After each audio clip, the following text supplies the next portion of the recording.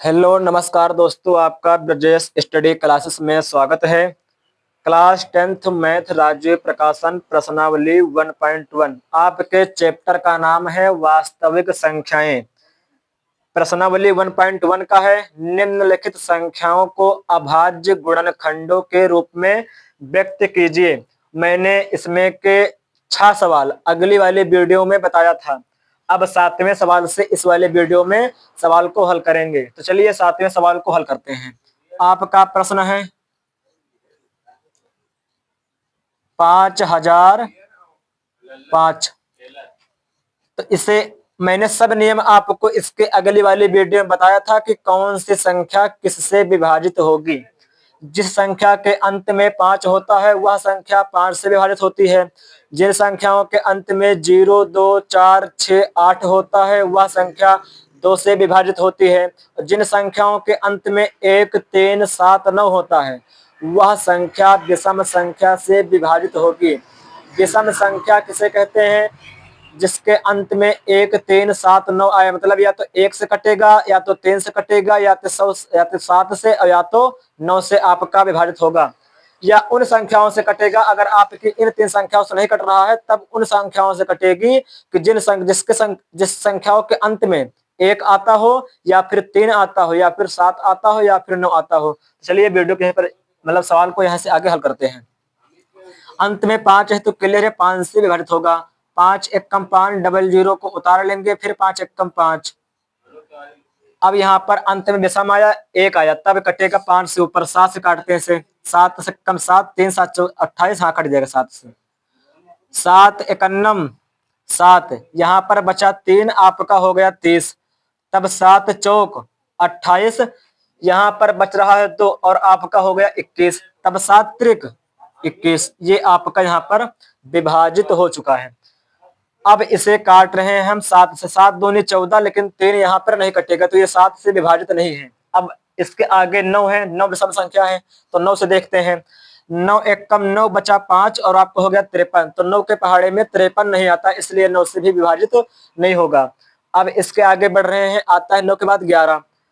तो 11 एकन्नम 11, बचा 3 और आपका हो गया 33। तो 11 33 होता है, मतलब 11 से विभाजित हो जाएगा। तो 11 एकम 11, बचा आपका यहाँ पर 3, तो यहाँ पर हो गया 33। तो 11 33 और 13 विषम संख्या है जो खुद से कटता है, तो 13 एकम 13। इसे अभाज्य गुणनखंड के रूप में आप लोग इस प्रकार लिखना है। 5005 बराबर क्या क्या लिखना है? 5 गुणे 7 गुणे 11 और गुणे 13, ये लिखा है ना। 5 गुणे 7 गुणे 11 गुणे 13, तो यही आपका आंसर हो जाएगा। ये अभाज्य गुणनखंड के रूप में मैंने इसको लिख दिया। आप लोग लिख लीजिए इसे, मैं रफ करने जा रहा हूं क्योंकि अगला सवाल बताना है। Question number 8। अगला प्रश्न आप लोगों का है 74 और 29, 8 नंबर। 74 29, चलिए इसको इसी प्रकार से हल करते हैं। 74 और 29 ये किस संख्या से विभाजित होगी? अंत में विषम संख्या है तो क्लियर है कि ये विषम संख्या से ही कटेगा। अब 3 से देखते हैं, क्योंकि 1 से काटने का कोई मतलब है नहीं, क्योंकि 1 से काटोगे तो बार बार आपका वही आता चला जाएगा। 1 से काटने का कोई मतलब नहीं। 3 से चेक करते हैं।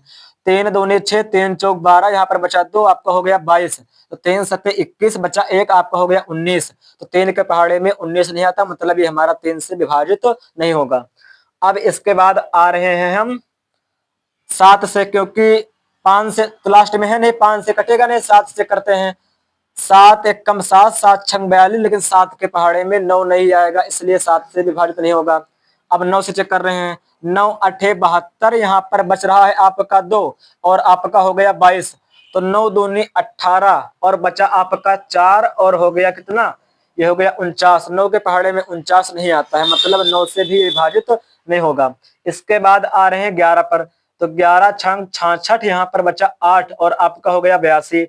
तो 11 सत्ते 77 और आपका बचा 5, तो हो गया 59। लेकिन 11 के पहाड़े में 59 आता है? बिल्कुल नहीं, तो मतलब ये 11 से विभाजित नहीं होगा। अब इसके बाद आ रहे हैं हम 13 पर। तो 13 पच्चे 65, यहाँ पर बचा 9 और आपका हो गया 91। तो 13 सत्ते 91 और इसमें बच रहा है 1, तो 1 हम आगे ऐड कर देंगे, आपका हो जाएगा 19। तो 13 के पहाड़े में 19 आता है? बिल्कुल नहीं आता, मतलब 13 से भी विभाजित ये नहीं होगा। अब इसके बाद आ रहे हैं हम 13 के बाद 17 पर। 17 से देखते हैं, क्योंकि जिसके अंत में 1 3 7 9 आए, हमको उसी से बार बार देखना है बस। तो 17 आ रहा है, 17 17 चौको 68, यहाँ पर बच रहा है 6 और आपका हो गया 62। तब 17 तिया 51 और आपका यहाँ पर बच रहा है 11, तब आपका ये हो गया 119 हो जाएगा। तो 17 के पहाड़े में 119 आता है, तो मतलब ये 17 से मेरा विभाजित हो जाएगा, 17 से। तब 17 चौको 68 और यहाँ पर बच रहा है 6, ये हो गया 62। तब 17 तिया 51, अब बच रहा है आपका 11, तब 17 ये आपको हो गया 119, तब 17 सत्ते 119। इस प्रकार आपका ये विभाजित होगा। अब 17 से देखते हैं, 17 दूना 34, यहाँ पर बच रहा है 9, हो गया 97। 17 के पहाड़ में 97 आता है? बिल्कुल नहीं आता है, मतलब 17 से भरे नहीं है। आगे बढ़ते 17 के बाद 19 आता है, 19 दूना 38, यहाँ पर बच रहा है 5 जी, 19 के 57, मतलब 19 से विभाजित हो जाएगा। तो 19 दूना 38, यहाँ पर बच रहा है आपका 5 और हो गया 57। तब 19 तिया 57 और 23 से विषम संख्या, मतलब ये 23 खुद से कटेगा, तो 23 से कम 23। तो इसे लिख लीजिए अभाज्य गुणनखंड के रूप में। क्या लिखना है?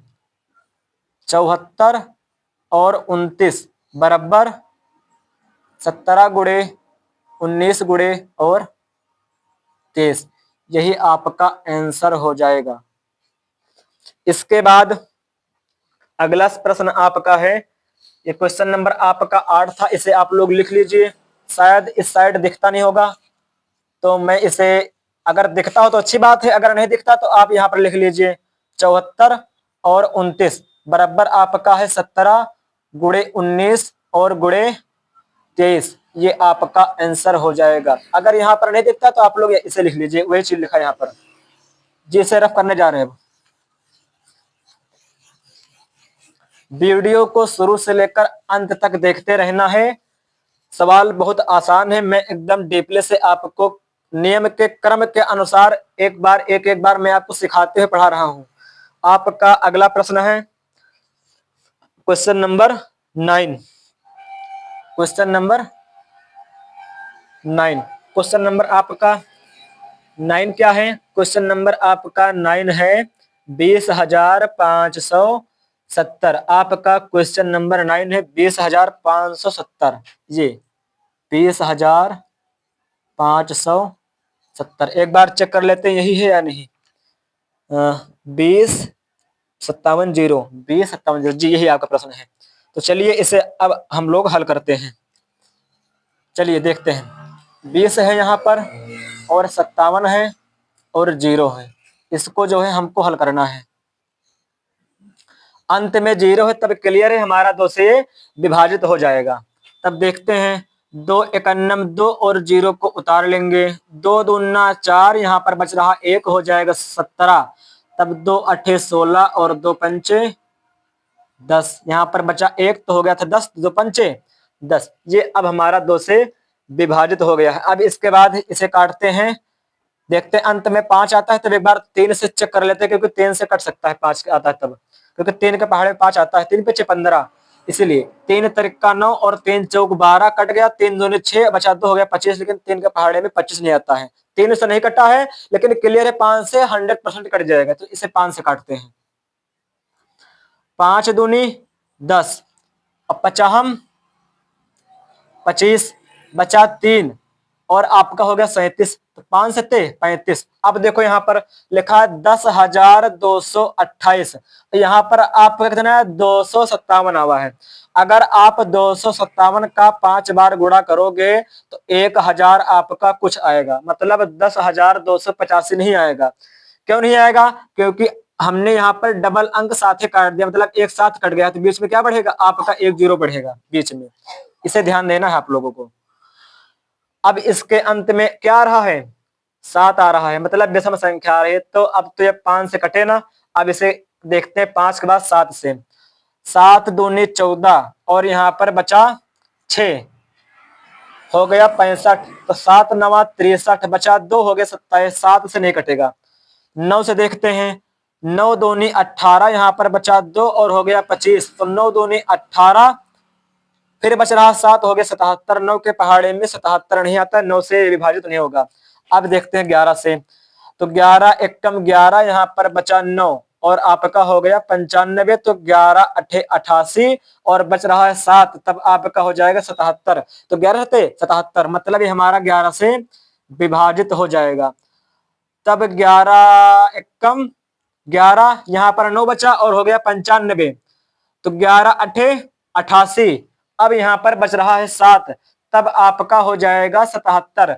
तब 11 सते 77। अगर आप 187 को 11 से गुणा करोगे तब आपका 2057 आ जाएगा। 11 सत्ते 77 के 7 हासिल अलावा 7 और 11 अठे 88, 88 7 95, 95 का 5 हासिल अलावा 9 और 11 कम 11, 11 9 20, एकदम क्लियर, एकदम बिल्कुल सही, करेक्ट एकदम। अब किस संख्या से कटेगा, एक बार फिर से करते 11 से। 11 एकम 11, यहाँ पर बचा 7 और हो गया 77 जी, 11 से विभाजित हो जाएगा। तब 11 एकम 11, आपका बच रहा है यहाँ पर 7, हो गया 77, तब 11 सते 77 और 17 एकम 17, ये आपका विभाजित हो गया है। तो चलिए इसे अभाज्य गुणनखंड के रूप में यहाँ पर लिख लेते हैं। इस साइड में क्या था आपका 20 और 570, क्या क्या आया है 5 गुणे 2 गुणे 2 गुणे 2 गुणे 5 गुणे 11 गुणे फिर 11 है और गुणे आपका यहां पर है 17, इस प्रकार। तब यहां पर 2 लिखा एक ही बार, तो यहां पर 2 को लिखेंगे एक बार, गुणा 5 लिखा एक बार, तो 5 को लिखेंगे एक बार, गुणा 11 यहां पर लिखा 2 बार, तो यहां पर लिखेंगे 11 की पावर 2 और गुणे आपका बच रहा है 17। यही आपका फाइनल आंसर हो जाएगा।